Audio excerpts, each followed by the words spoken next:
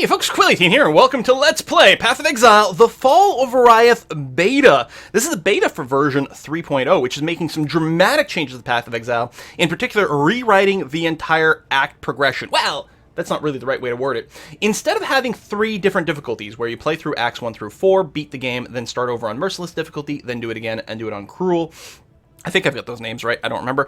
Instead of doing that, now there's just going to be, in Fall of Oriath, 10 acts that happen sequentially, and no different difficulties. The various mechanics of different difficulties are going to scale up sort of organically as you progress through these 10 acts instead. So there's going to be less repeating, although some of the acts are going to be sort of echoes or redos of previous ones, so you're sort of re-going through some of the same areas, but not exactly the same, in any case with less repetition than before. Now, I've already gone and recorded several episodes of my Let's Play of the Path of Oriath Beta, and leveled up a character quite high.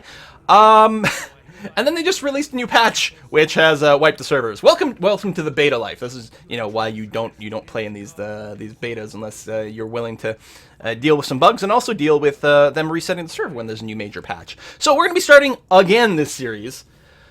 It's a lot of episodes that have just gone away. That sucks. And I want to play a Flame Totem Marauder. Now, this is not a particularly new or exciting build, and it's not necessarily going to show off the new skill gems. There's a few extra new support gems and maybe a couple of new skills. I don't know what they are. We're starting with a bare naked account over here with nothing in our stash or anything like that. So I think the Flame Totem build, which is something that I haven't leveled before, is going to be a pretty good one when you have nothing, when you're totally newbie over here. So, and in particular, because I'm super antisocial, I will play in the solo self-found league, because to emphasize the fact that I don't trade. Everything is a lot slower if you don't trade, so, we're not going to go super fast, but it's going to be okay. This is going to be no people, only totems, to emphasize the fact that we don't like people. So, let's go ahead and jump in here and play things. First of all, Twilight Strand has been reorganized a little bit. The start looks a little bit different than before, I'm pretty sure. Also, the mini-map and the main map is going to look different as we move around, which is quite cool. There's new water effects here. It's not as visible here, but anyway, we're going to skip these tutorials as well. The other thing that's notable is that our first item is actually going to be instead of a rainbow item, normally your starting item is 3 different colors. It's going to be a 2-color, 2-socket, but linked item, just as I think it's going to be part of the tutorial. They're talking about maybe tweaking this and going back to some things, so don't necessarily log down. You can see there's like a new little UI down here, over here. Mostly just some cosmetic changes right now, but there's going to be some others. So anyway, we're going to go ahead and wake up this dude. Hello, and get our heavy strike, same as before. We're going to go ahead and gem that in there. If you haven't played Path of Exile, all skills are based on these gems, and to a certain extent, any character, regardless of their sort of base class, can use any ability whatsoever.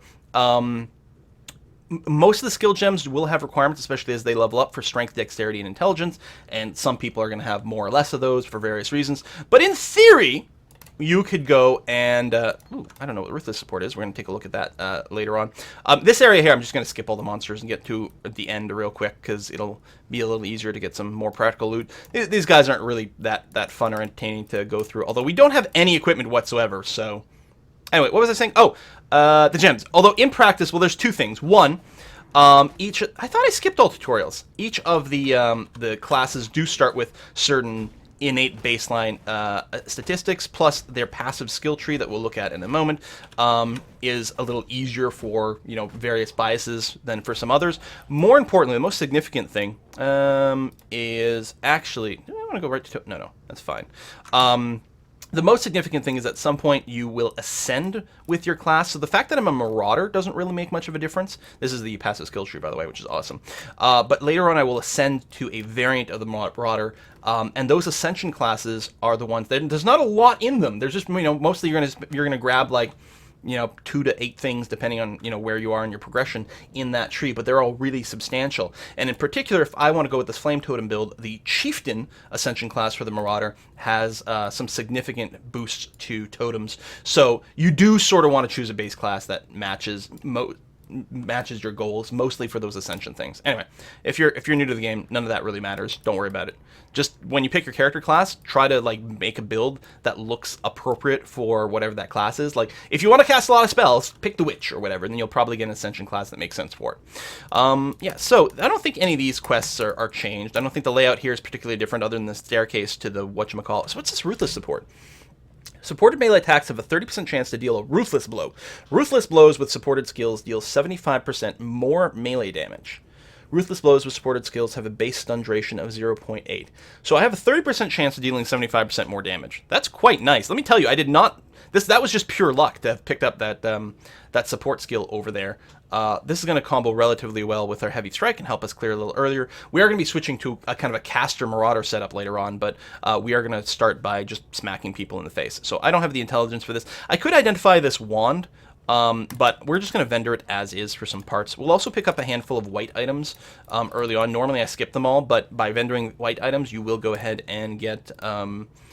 where's the currency tab? Right over here. You will get more scrolls of wisdom that are used to identify stuff, so that's going to be quite handy. Path of Exile, by the way, is free to play. You can unlock a bunch of cosmetic options by paying money and supporting the game. The other thing that you will spend money doing is you can purchase more stash tabs, which that was my way to mostly choose to support the game. That, and I spent some money to get early access to the beta here. But you can play the game completely free, although if you're going to play for more than a few hours, you'll probably want to pick up a couple of stash tabs because they're super duper handy. Anyway, we've got our first skill point over here, and we, for now... Here's the thing, when we are not going to be using spells or smashing people directly once we get to our totems, because the big thing with our totem is we're going to be picking up the ancestral bond over here, which lets us summon an additional totem, so we'll be able to have 2 instead of just 1, but the downside is we won't be able to deal damage with skills ourselves. As such, we're not interested in picking up anything that increases our personal damage. Like we could go through here and get more melee damage, but that's not the build we're trying to do. So we're going to be focusing a lot on things that give us extra life, as well as things that will later on boost our totem damage. Totem damage will be boosted by spell damage, elemental damage, fire damage, and a few other things. So we're going to go down here, pick up these stats over here, because this is all life along the way. Then we're going to make our way back up some vague way over there. We'll open up the post-skill calculator later on, but for now, I know for sure we're going to be going to at least Warrior Blood over here. So you can pick your skill by clicking that or hitting apply, or if you go ahead and you just control-click on the stat, that confirms immediately and saves you a little bit of time, although I just toggle it off there. So anyway, doop-a-doop-a-doop-a-doop. I think we can just go. Again, you don't need to accept any of the missions. It'll happen organically as you go. That's going to be a-okay. So we are going to start killing some things here. These guys are slightly higher level, which means we'll get slightly more XP from doing this. Oh, apparently we're getting some notifications about progression, right? Because I guess this league sort of just reset itself. It is nice when we get the boost. I don't think I've got any gauntlets on. We actually might want the hatchet as well.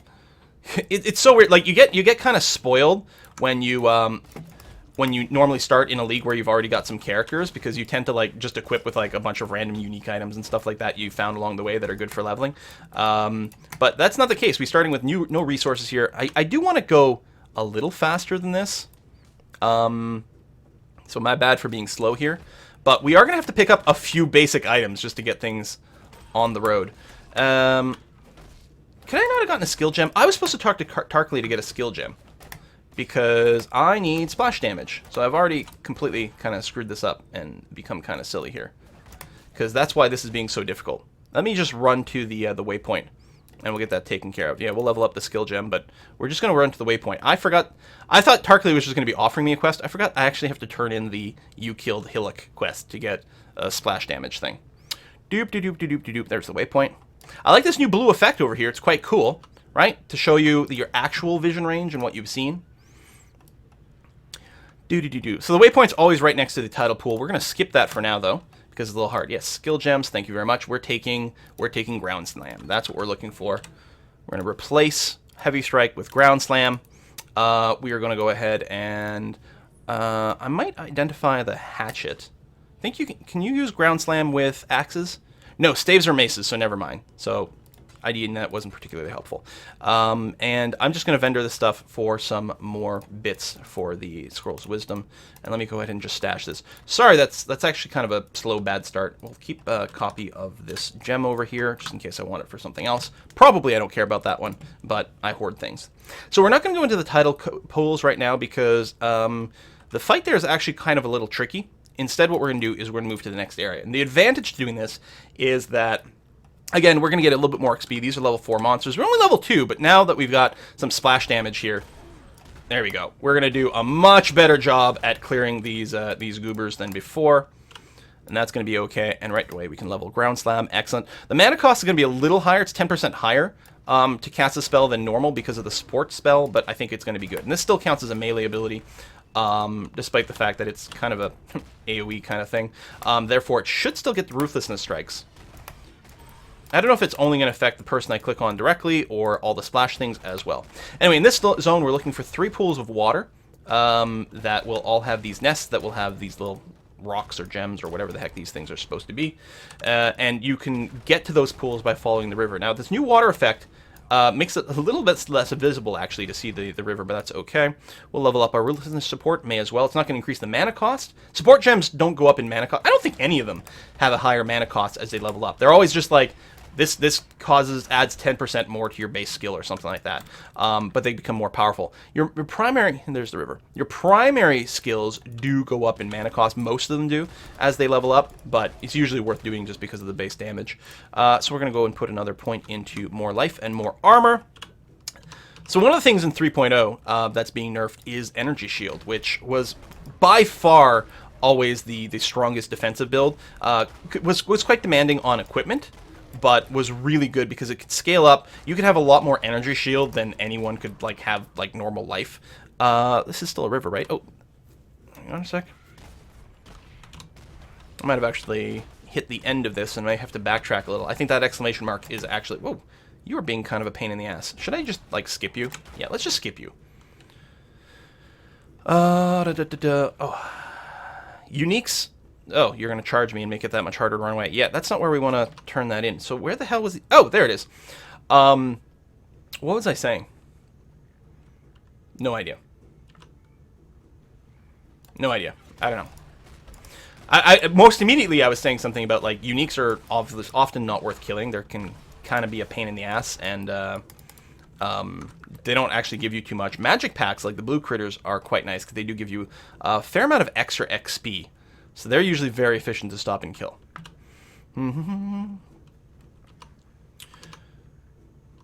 So there's a fetid pool over here that we could also do, but it's optional, and the reward for it is just a couple of respec points, which we don't particularly care about. So again, we'll probably wait. Oh, the portal's on this side. That's interesting. A couple of different layouts. So now I'm going to go back to the coast. Now that we've leveled up, right? So we're now level 3 and we're on the cusp of level 4. I'm going to go ahead and do this. The reward for this one is definitely nice. It's skill points. So we want to do this one. We just want to get an extra level, and we want to do it not grinding in place. We want to get our level while advancing forwards. These guys are magic. It'd be nice if we could get them sort of clustered in the right way. It would also be nice if I could get some more flask charges.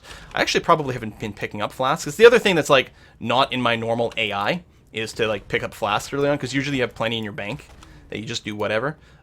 We don't have a shield yet either, so let's pick that up, even though it's kind of crummy. We'll pick up a couple of these items, probably to vendor for some wisdom scrolls. Later on, it's not as much of a problem, but early on, picking up a few white items to vendor is going to be kind of handy. I'm just going to try to group these guys up a bit, since I am a little bit mana deprived. Every time you kill a critter, you get an extra charge on your flasks, and at every X number of charges, you get a use out of your flask. There's that wasted a little bit of extra there. That's okay. We're on the cusp of leveling, which will recharge all my flasks and also my pools. There we go. Bam, bam, bam, bam. Hey! Currency item. So, we'll keep going down here. More life and armor. Oh, right! I was talking about defenses! Now I remember. And if I can pick up... Is that a two-handed mace? That might have been a two-handed mace. I don't remember. I think the maul is. There's 3 basic defenses in Path of Exile. There's armor, there's evasion, and there's energy shield. Armor reduces damage from physical attacks by a certain amount. Evasion gives you a chance to evade a physical attack. And energy shield is just like extra hit points, basically, that get taken away first. And those are hit points that regenerate automatically if you haven't been attacked for 3 seconds. I think they regenerate to max over the course of 6 seconds. So 9 seconds after being hit, you'll be back at 100% hit energy shield from 0 energy shield, which is quite nice. Yeah, there we go. Two-hander. We're going to go take off the shield, put you in there, and then go and put these gems back in. It doesn't matter what item your gems are in.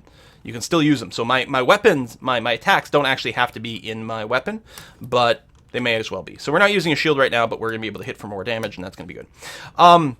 Energy shield in the past has been by far the strongest because you could get so much energy shield that it just gave you such a massive buffer that if you had the gear for it, then it would just become the no-brainer, the best thing. Energy shield does have one vulnerability in that chaos damage goes through it, but there's a passive skill you could get that made it so that you were immune to chaos damage. The exchange was that it set your life to 1. So you clearly needed a lot of energy shield, but come on, how did that miss? Go. But it was well worthwhile. But apparently things have been nerfed so that you're not going to get as much energy shield anymore, and just being a life-based character is going to become more worthwhile. And I think the other defenses have been buffed a little. I think there's more ways to get a little bit more in here. So that's going to be quite good, because we're definitely going with a life build here. The Marauder side has so much life available. It also has a lot of bonus armor available, and armor is what I prefer a lot more than evasion. I mean, not being hit is great, but if you dodge 99% of the attacks, but the 1% that hits you causes you to instantly die, that's not very helpful. Armor keeps damage a little less spiky and a little bit more consistent. I mean, armor doesn't protect you against spells. That's a whole other thing. Hello, Hailrake. This guy, by the way, you want to hug this guy, because if he's at a distance, he's going to hit you with this ice spike thing that will chill you and or freeze you. And if you get frozen, you might just die at this point, because you don't have much in the way of gear. Stop running away from me, you punk! I know, you want to ice spike me. He's going to do it here. There you go. You can dodge it, but it's kind of a pain in the ass. Alright, so he'll... Whoa, almost killed me. Drop a medicine chest. Except my inventory's full, so let's go and do something about that here. It's not full, it's just badly organized. Let's do that. Pick... is it a 3x3 thing? Ew, that's kind of annoying. Okay, let's do that. I thought it was a 2x2. 3x3, definitely. Okay, at this point, we don't actually have a portal scroll. I've probably been skipping them, so that's okay. I'm just going to go ahead and exit the character selection, and then pop right back in. That will cause me to spawn in town, which means I can turn in the medicine chest for reward. We're going to take a quick silver flask, absolutely, because that lets you move faster. So we're going to do this. I probably will want a second mana pot early on, because we have such a weak mana pool, but later on we're going to be running with blood magic, so we will not need any mana pots at all. You're going to give me 3 skill gems that I don't particularly care to use. We'll probably do some molten shell stuff later on when we get our cast on damage taken, but for now we're going to be okay. So, we need to sell. So I don't think I'm going to be wearing any of this stuff. We don't need the shields right now. It's a fair amount of evasion. Oh yeah, I don't know why you can't equip while you're vendoring. It kind of annoys me. There's probably a good reason for it, but you definitely cannot do it. So we're going to sell you, so we'll get a couple more Scrolls of Wisdom, which is great. We could sell some of the Scrolls of Wisdom to get some TPs, but that's okay. We'll run into some at some point. You're going to go there. You're going to stay there. And this molten shell, we're just going to throw it there. Also, it annoys me that I didn't capitalize this. So we're going to go ahead and do that. All right. So now we can teleport back over to the submerged passage. So yeah, I guess you don't get the... I guess it's not skill gems, I guess, or just skill gem as opposed to a level. What is this? Mud flats? No, we're not leaving. In here, we definitely want to do the optional side quest, because this definitely rewards you with skill points. Couldn't remember what was what, but it definitely rewards you with skill points. So it's quite good. Hey! We found the first master, and it's Elbrun! Elron, I don't remember his name. Normally run into Haku first. At least that's for me. So these masters here, they will give you these extra little missions. And at first, all they do is they show up in town and they offer you a few extra items for sale. But the big thing is once you get one of the masters to level 3, then you get a hideout, which is cool by itself. But the most important part of that is then you can invite the masters to your hideout and they can set up crafting tables, which let you add more buffs to your gear, which is really potent. And if you level them up all the way to, it's level 7 the max for them, I think, then they can do really insane, weird buff things and meta crafting, and it's excellent. So this plate vest, I guess we can equip it right now. I will probably take it off. All chest armor slows you down, reduces your movement speed, and it's quite common early on to actually run without chest armor, especially if you've got a little bit of experience in the game. It's even better if you actually haven't, if you have some starter gear. But if you have a little bit of experience in the game, you can live perfectly fine without the extra defenses of your chest armor, and you would prefer the movement speed. So we're going to do that. We're going to put another skill point down here. Do we want... Are they both the same? Life regeneration is nice, but I think we just need more max life. So we're going to go around this way, and we'll probably just avoid that for now. Hello, die. So we're going to keep going down here. Now it's important, if we find a bridge, we don't want to cross it. Because the optional bit... I hate fighting these guys because they need, like... You need to break off their shell, and then you got to kill them in their second phase. I don't know if killing their shell gives you XP. Like, I don't know if they actually count as 2 separate monsters, or they're just really slow and annoying to fight. These guys are... they're magic, though. They're armored, which is why these guys are taking so long to kill. Well, I think the base creature is armored. But their name's in blue, so... Coral Amulet, we want that. Stone Axe. Oh, no, we can't use Ground and Slam with an axe, right? When we get Sunder, I think we can use axes. Holy crap, just die already. Thank you. Here, we'll pick up a couple of random items and then go. More of these bastards. We're here to kill your pop. So get out of my way. Where are you, Flooded Depths? Oh, stupid bottleneck here. Oh, no, I can get through. Well, I've started hitting them, so I may as well. Hey, we're level 6! Alright, good cluster of these guys, anyway.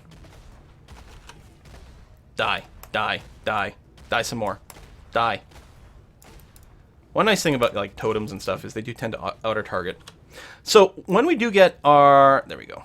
Our full, like, totem build, where we unlock the ancestral whatever so that we can't do damage directly, we might still want a secondary ability. There's a couple of different ways you can do indirect damage. If we get a fire trap gem, we can use that for a while, because I believe the fire trap will still go off and do some damage, even though we can't do damage directly with our skills, but traps count. The other thing we can do is do minion stuff. If we happen to get a summon Raging Spirit, that will be very handy. 24% increased physical damage is very relevant to what we're doing right now. We will be leveling without the totems for a little while here. We're going to keep smashing things. We will certainly use Sunder. And then after that, it'll sort of depend on whether or not we get a good item that gives us a lot of extra elemental damage and spell damage. If we switch to the totem, like, as a primary early or not. I mean, we'll probably be using, like, Sundery type things as a primary, at least until we get the ancestral whatchamacallit, so that you can't do damage directly.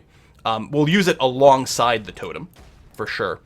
The question will be, do we hit the button where we can't do damage directly instantly as soon as we can reach it, or do we delay it a bit? And it's partially going to be a question as to what gear we have found. In particular, if we have a really good two-handed weapon and we can keep smacking the hell out of things very quickly with Sunder, I will probably stick with Sunder a little bit longer. Now, what I don't intend to do is to literally do the full play-by-play of every single thing going on here. Most likely, because the first, as far as I can tell, the first 3 acts are pretty samey. Pretty unchanged. The bandit quest is different, which is going to be quite interesting to talk about when we get there. But yeah, most things are pretty much the same early on, so I might just fast forward through some of that and not do videos for every bit, but when we get to the new acts, then definitely. And in particular, as my build develops, we can go and talk about that a little bit more. Man, I suck at navigating this level, apparently. I just gotta find the unique Crab Daddy. Do. Are you here? No, but good cluster anyway. Die. Die. Die. I know we've got a thing following us, but it's not worth turning around and just killing them all. There he is! Hello! Alright. There's going to be a fair amount of damage here. I actually may want to focus on trimming down the number of critters that are bopping me. There we go. Okay, I didn't have to do anything special for it. But if need be, I was going to position myself. Oh, he does summon some more. If need be, I was going to position myself to make sure to kill all those critters so that we can minimize the incoming damage. There we go, phase 2. He's armored, so he's taking a lot less physical damage over here, which is a little annoying, but... Bam. And the cold damage slowing me down. Stop being a jerk face. Stand still so I can kill you. Thank you. Oh, rare shield. Well, we'll take a look at it. It might be worth IDing the chain gloves, too, since we don't have any of that, so... If we've got room, there we go, we'll do that. So, I'm going to just go ahead. I'll save a portal scroll for now. I'm going to go to the character selection screen because I'm going to go back to town here because I don't want to walk out of this area because it's really inconvenient. I'm going to talk to Tarkley. We'll turn that in. We're going to get passive skill point reward. Boom. And then we get Warrior's Blood. Life regen. Some extra strength, which is nice. Lore Master. Yes, we completed things. We're awesome. We love you too. We are going to sell some items over here. And... Sure, we'll identify you. +1 to level of socketed melee gems. More spell damage. I mean, I think we'll still sell you. And because you're mods, we'll get a little bit of extra loot. Usually you want to identify rares at least before you sell. What's the base damage of this? 17 to 10. Which is more than this, so I should... oh, it's an axe, right, which I can't use with this power. Poop. Oh, and apparently I picked up that chain vest at some point. I'm going to sell you guys again for movement speed. I guess I'll just sell this for now. I don't remember when we get Sunder. Is it after you beat Act 1? I think it's something like that. You tend to get it around like level 12 or something. I think. There you go. Pick you guys up. Put the portal scrolls over there. And go. So we're just going to TP back to... Or not TP. We're going to use the waypoint over here. And then our goal will be to find the bridge that I would have wanted to avoid before. This is probably a dead end, but I feel like I have to check it. Because if it's not a dead end, I'm going to hate myself forever if we have to backtrack. So somewhere here there will be a bridge that we're looking to cross. I wish I had movement speed boots. Now I think there is a recipe for it. I think you can sell a quicksilver flask and some boots and something like that to get movement speed boots. We may have to do something like that at some point. I don't have an extra quicksilver flask as is, so not yet. Hey, a level up, which fills up all my flasks, which is kind of nice. I think I'm kind of done picking up white items for now. So we're going to go up through here because armor mastery and movement speed is quite nice. It's moving us in the right direction. We'll probably pick up diamond skin early. Diamond skin gives you 15% to all your resistances. Now later on that's not very important because it's actually it's relatively easy to keep all your resistances capped at 75% as you gear up. It's not a tremendous challenge, and I mean there is a cap, so more resistances stops being helpful at a certain point.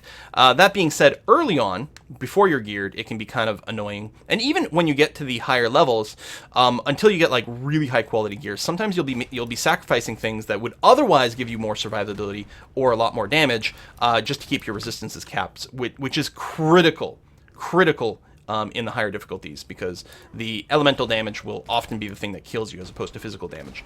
And so early on, it simplifies our gearing considerably if we have the free resistance. And then later on, we can just respec out of that point to apply it somewhere else. So I think it's going to be worth picking up. More ground slam. Yes, this is a dead end, although there's a nice cluster of enemies. Let's go ahead and wipe these guys out for the XP. Thank you. And our first blacksmith whetstone, which is actually quite good, and we don't have a helm yet, so let's put that on. Because you can buy some decent stuff sometimes with the whetstones. We'll pick that up for the rainbow. I will not wear it right now, though. That's going to be okay. What gem is this? That's my Ruthless support gem. Sure, we'll do that. Hey! A rare. This is our first rare critter. They're often worth killing as long as they're not too difficult. They tend to have a little bit more loot, a little bit more XP. And this guy's not too bad. That is not helpful loot, and yeah, I'm going to stop picking up the white items. Unless I start to run out of Scrolls of Wisdom. Try to group more of these people up for the AoEs. Okay, that was really inefficient killing of these guys. I feel like the layout of this map is inverted from what I normally do. Like, the direction of the opening door and the waypoint is backwards, and then all the movement is backwards from what I normally do. There's an exit there. Have we crossed the bridge? It didn't feel like we crossed the bridge. Am I dreaming?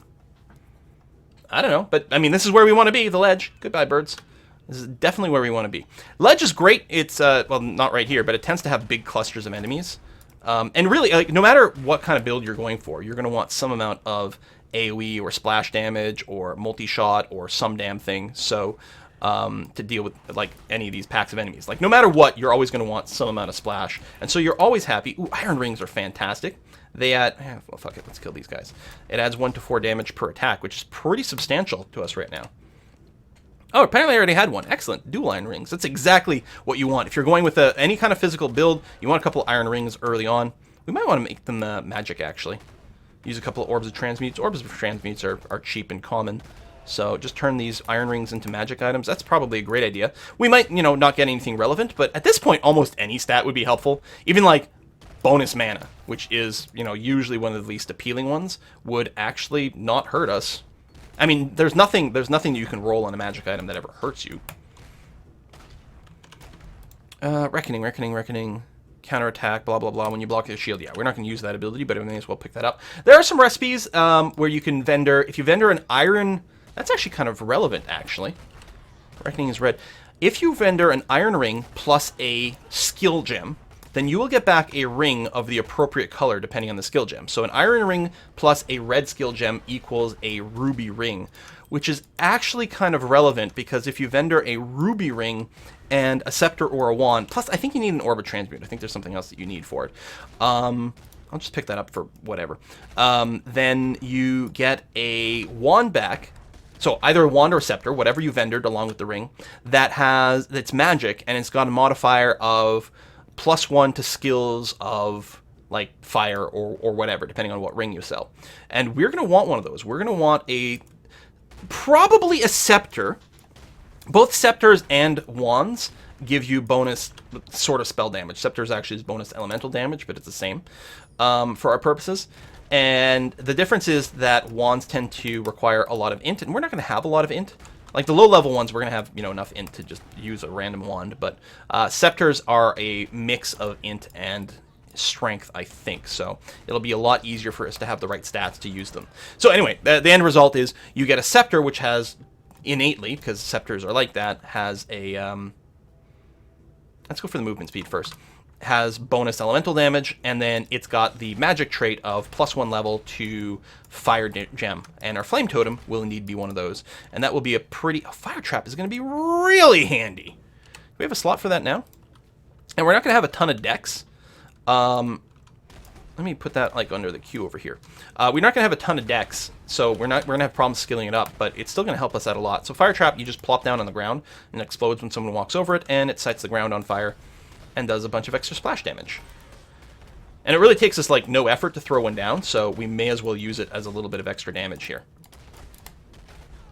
Also good for like finishing these guys off who don't quite die from our normal attacks, and you just like, okay, burn, motherfucker. Boom, good. So like the goat horn over here, we could probably, now even that one needs 29 int, which is more than we have. We can gear for some int. It's also very likely at some point we're going to pick up a node that gives us +30 int, just to simplify our gearing life early on. Then again, that might be something we respec out of. It's quite common, especially when it's a new league, that you'll pick up a few more of these nodes that give you bonus to a stat. That's your off stat, right? Like as a marauder, I'll always have enough strength for everything, because I start with a little bit more strength. I think I get a little bit more strength innately as I level up. I'm not sure if that's true, but I think that might be true. And in addition to that, I'm going to just pick up a bunch of nodes along the way that give me a bunch of extra strength. So as a marauder, I'll always have all the strength I ever need to equip my shit. But there's a good chance that I won't have the dex or the int to equip something that's, you know, that I also like. You know, some skill gem or some piece of gear or something like that might have a little bit of requirement. Like very little, but I won't have enough. So it's quite common that you pick up some of these. There's a few big fat nodes in almost every skill tree spread out throughout that will give you +20 or +30 of a trait, and you'll pick up something for your off trait. Anyway, I think that's going to bring us to the end of this video. Again, Act 1 here is still very, very samey. Mostly, I'm just going to keep smashing my way through with this spell here, and at some point we'll get Sunder, and we'll just keep beating people up that way. At some point, I might do a little bit of microcrafting just to accelerate things. But what I'm going to do is I'm going to put a cut in here, and the next episode we're going to come back. We're going to come back into Act 2, because we're going to talk about the bandit quest, which has been updated a bit. Because one of the things you have to remember about the bandits is normally you do the bandit quest 3 times. Well, normally you do all quests 3 times, 1 on each difficulty. And as such, Which rewards you get from which bandits or from killing all the bandits is something that people always discuss for various builds because there's different pros and cons. So maybe I'll take the magic hat and see what it does. But here you're only going to do the bandit quest once. And so the rewards have all been dramatically changed. Really dramatically changed. And what's slightly boring is I think with this build, we're going to should be taking the 2 skill point reward from killing them all. Not 1 skill point, but 2 skill point from killing them all. Instead of one of the associated bandit rewards, but they're still going to be worth looking at and talking about. So thanks a lot for watching. Hopefully, there won't be another server reset before we get to, like, all the interesting new stuff. The latest patch just added Act 8. Again, the actual expansion is going to have 10 acts, releases at the end of July. This current build has all the way up to Act 8. So, curious to see what it does. Thanks for watching. See you next time.